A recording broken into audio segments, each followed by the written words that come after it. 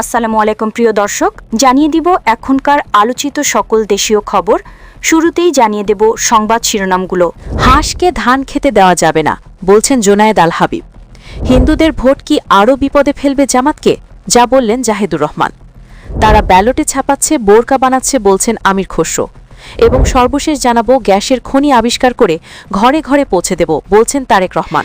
প্রিয় দর্শক, এতক্ষণ দেখছিলেন সংবাদ শিরোনামগুলো, এখন জানাবো বিস্তারিত খবর। হাঁসকে ধান খেতে দেওয়া যাবে না, বলছেন জোনায়েদ আল হাবিব। ব্রাহ্মণবাড়িয়া ২ আসনে বিএনপি জোটে মনোনীত প্রার্থী জমিয়তে ওলামায়ে ইসলাম বাংলাদেশের কেন্দ্রীয় কমিটির সহসভাপতি মাওলানা জোনায়েদ আল হাবিব বলেছেন, আমার মার্কা খেজুর গাছ, নির্বাচনে পাশ করবে গাব গাছ।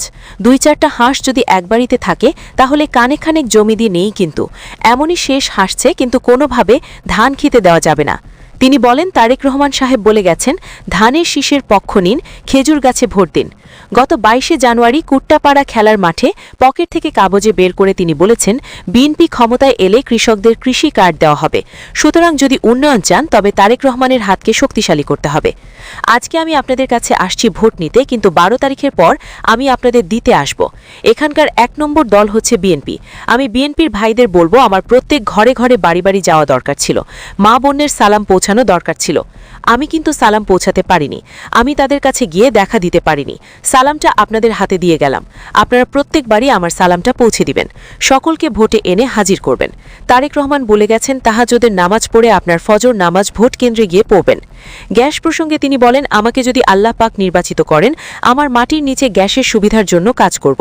আমার এলাকায় গ্যাস দিয়ে যদি ইটের ভাটা চলতে পারে, মিল ইন্ডাস্ট্রি চলতে পারে, এই মাটির নিচ থেকে গ্যাস উঠবে, আর মা বোনরা পাক শাক করার জন্য গ্যাস পাবে না, তা হতে পারে না। এই বিষয়টা দেখব ইনশাল্লাহ। তিনি জনগণের জন্য বিভিন্ন উন্নয়নমূলক কাজ করার প্রতিশ্রুতি দিয়েছেন। আমার আসন হচ্ছে ব্রাহ্মণবাড়িয়া ২।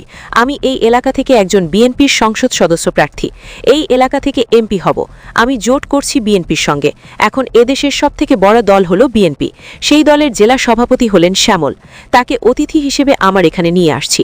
এক প্রশ্নের জবাবে তিনি বলেন, উনি এখান থেকে এমপি প্রার্থী না হইয়া পাবনা মেন্টাল হাসপাতালে থাকার দরকার ছিল। হিন্দুদের ভোট কি আরও বিপদে ফেলবে জামাতকে, যা বললেন জাহিদুর রহমান।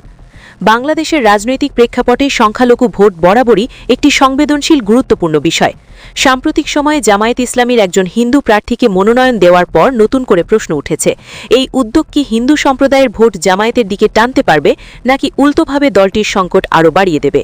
এ প্রসঙ্গে রাজনৈতিক বিশ্লেষক জাহিদুর রহমান বলেন, সমস্যাটা কোনো ব্যক্তিগত প্রার্থী বা সাময়িক রাজনৈতিক কৌশলে সীমাবদ্ধ নয়, বরং জামায়াত ইসলামের গঠনতন্ত্র ও আদর্শিক কাঠামোতে মূল সংকট নিহিত।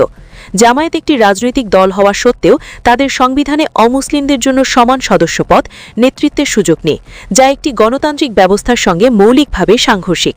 তিনি আরও উল্লেখ করেন, জামায়াতের গঠনতন্ত্র অনুযায়ী দলের পূর্ণ সদস্য বা রুকন হতে হলে কেবল মুসলিমই নয়, বরং পারফর্মিং মুসলিম হতে হয়। অমুসলিমরা সর্বোচ্চ যে পর্যায়ে যেতে পারেন তা হল সহযোগী সদস্য, যেখানে কেন্দ্রীয় সিদ্ধান্ত গ্রহণ, আমির নির্বাচন বা শুরা পরিষদে ভোটাধিকার নেই। তারা ভাষায় এটা কসমেটিক ইনক্লুশন, বাস্তব ক্ষমতায়নের কোনো প্রশ্নই নেই। এই রাজনৈতিক বিশ্লেষক বলেন, একটি রাজনৈতিক দল যদি তার কনস্টিটিউশনে ধর্মের ভিত্তিতে নাগরিকদের শ্রেণীবিন্যাস করে, তাহলে সেই দল সংখ্যালঘুদের কাছে গ্রহণযোগ্য, বিশ্বাসযোগ্য হতে পারে না। একজন বা দুইজন হিন্দু প্রার্থী মনোনয়ন পাওয়ার সেই কাঠামোগত বৈষম্য আড়াল করতে পারে না। মুক্তিযুদ্ধ, ধর্মনিরপেক্ষতা ও যুদ্ধাপরাধের প্রশ্নে জামায়াতের ঐতিহাসিক অবস্থান হিন্দু সম্প্রদায়ের মধ্যে গভীর অনাস্থা তৈরি করেছে। অনেক হিন্দু ভোটারের কাছে জামাতকে ভোট দেওয়া মানে শুধু একটি রাজনৈতিক সিদ্ধান্ত নয়, বরং নিজেদের নাগরিক নিরাপত্তা, ভবিষ্যৎ অবস্থান নিয়ে ঝুঁকি নেওয়া। ভারতের বিজেপির সঙ্গে তুলনা প্রসঙ্গে টেনে ড জাহেদ বলেন, বিজেপির রাজনীতি নিয়ে বিতর্ক থাকলেও তাদের গঠনতন্ত্রে ধর্মের ভিত্তিতে নেতৃত্ব বা সদস্যপদ নিষিদ্ধ নয়। অথচ জামায়াতের ক্ষেত্রে এই নিষেধাজ্ঞা লিখিতভাবে সংবিধানে রয়েছে, যা বাংলাদেশের সংবিধানের সমতা ও নাগরিক অধিকারের নীতির সঙ্গে সাংঘর্ষিক। তিনি বলেন, হিন্দু ভোট জামায়াতের জন্য স্বস্তির চেয়ে বরং নতুন চাপ তৈরি করছে, কারণ এই ভোট প্রশ্ন তুলছে জামায়াতের আদর্শিক অবস্থান, দ্বিচারিতা এবং গণতান্ত্রিক বৈধতা নিয়ে। সচেতন হিন্দু ভোটাররা এই বাস্তবতা বিবেচনায় নিয়ে ভোট দেবেন, যা শেষ পর্যন্ত জামায়াতের রাজনৈতিক অবস্থানকে আরও দুর্বল করে তুলতে পারে। তারা ব্যালট ছাপাচ্ছে, বোরকা বানাচ্ছে বলছেন আমির খসরু। বিএনপির স্থায়ী কমিটির সদস্য আমির খসরু মাহমুদ চৌধুরী 12ই ফেব্রুয়ারি নির্বাচনে সবাইকে সতর্ক থাকার আহ্বান জানিয়েছেন। চট্টগ্রাম 11 আসনে বিএনপির প্রার্থী বলেছেন, পত্রপত্রিকার সামাজিক মাধ্যমে নানা বিষয় উঠে আসছে। একটা দল ব্যালট ছাপাচ্ছে, বোরকা বানাচ্ছে, এনআইডি কার্ড নিয়ে যাচ্ছে, বিকাশে টাকা পাঠানোর জন্য মোবাইল নাম্বার নিচ্ছে। তিনি বলেন, এসব করে তারা যে কিছু করতে পারবে না তা নয়, কারণ জনগণ এসবে বিভ্রান্ত হবে না। এসব বিষয়ে মাথায় রেখে সবাইকে সাবধান হতে হবে। বেলা 11টার দিকে চট্টগ্রাম নগরে মেহেদীবাগের বাসভবনে আয়োজিত এক সংবাদ সম্মেলনে তিনি এসব কথা বলেন। একই সঙ্গে তার নির্বাচনী এলাকার জন্য 11 দফা প্রতিশ্রুতিও দেন আমির খসরু। তিনি বলেন, তারা তো নির্বাচন চায়নি, জনগণের প্রতি তাদের আস্থা নেই। এই সময় পেছনের দরজা দিয়ে ক্ষমতায় আসার চেষ্টা করলে বাংলাদেশের গণতন্ত্রকামী জনগণ তাদের প্রত্যাখ্যান করবে এবং ব্যালটের মাধ্যমে জনগণ তাদের জবাব দেবে। আমির খসরু বলেন, চট্টগ্রাম সহ সারা দেশে বিএনপির পক্ষে গণজোয়ার সৃষ্টি হয়েছে। এই গণজোয়ার দেশে একটি মহল ষড়যন্ত্র শুরু করেছে। জনগণের ভোটে তারা ক্ষমতায় যেতে পারবে না, তারাই এই ষড়যন্ত্র করছে। এজন্য সবাইকে সতর্ক থাকতে হবে। আমির খসরু আসনের 11 দফা উন্নয়ন পরিকল্পনা হল আধুনিক ও জনবান্ধব চিকিৎসা নিশ্চিত করতে নিজ এলাকায় 1200 শয্যার হাসপাতাল নির্মাণ, তরুণদের কর্মসংস্থান ও আত্মনির্ভর করে গড়ে তোলা, শক্তিশালী আইন শৃঙ্খলা ব্যবস্থা চালু করে নিরাপদ এলাকা নিশ্চিত করা, পানি সংকট নিরসন, জলাবদ্ধতা মুক্ত চট্টগ্রাম গড়ে তোলা, যানজট মুক্ত নগর, পরিবেশ ও বায়ু দূষণ নিয়ন্ত্রণ, টেকসই ও নিরাপদ রাস্তাঘাট তৈরি করা, চট্টগ্রাম বন্দরকে আধুনিকায়নের ব্যবস্থা করা, সহজে সমন্বিত নাগরিক সেবা, সর্বোপরি পরিকল্পিত ও আধুনিক নগরায়নের মাধ্যমে চট্টগ্রাম 11কে একটি পরিকল্পিত আধুনিক ও অ্যাডভান্স নগর হিসেবে গড়ে তুলতে দীর্ঘমেয়াদী নগর পরিকল্পনা বাস্তবায়ন করা। সংবাদ সম্মেলনে নগর বিএনপি সদস্য সচিব নাজিমুর রহমান সহ আরও অনেকেই উপস্থিত ছিলেন। গ্যাসের খনি আবিষ্কার করে ঘরে ঘরে পৌঁছে দেব বলছেন তারেক রহমান। বিএনপি চেয়ারম্যান তারেক রহমান বলেছেন, বাংলাদেশে প্রচুর গ্যাস আছে, আমরা ইনশাল্লাহ গ্যাসের খনি আবিষ্কার করব এবং সেই গ্যাস উত্তোলনের মাধ্যমে প্রতিটি ঘরে ঘরে পৌঁছে দেব। আগের যে সরকার ছিল তারা বিদেশ থেকে গ্যাস নিয়ে আসত, কিন্তু দেশের ভেতরে নতুন গ্যাস খনি তারা বের করেনি।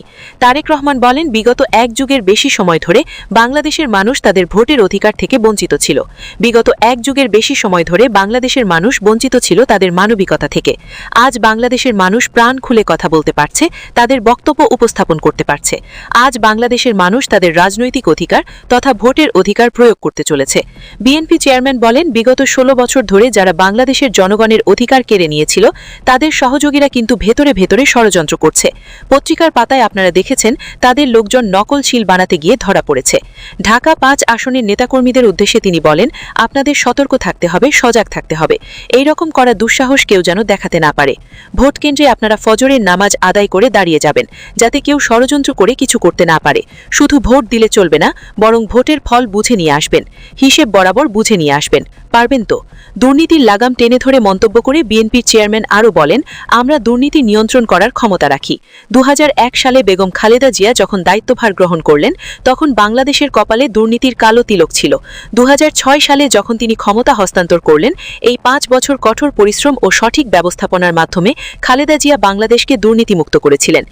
প্রিয় দর্শক, এই ছিল এখনকার গুরুত্বপূর্ণ নিউজ। আরও গুরুত্বপূর্ণ নিউজ নিয়ে ফিরছি কিছুক্ষণের মধ্যে। নিউজগুলো সবার আগে দেখার জন্য এই চ্যানেলটি সাবস্ক্রাইব করে আমাদের সাথে থাকুন। ধন্যবাদ।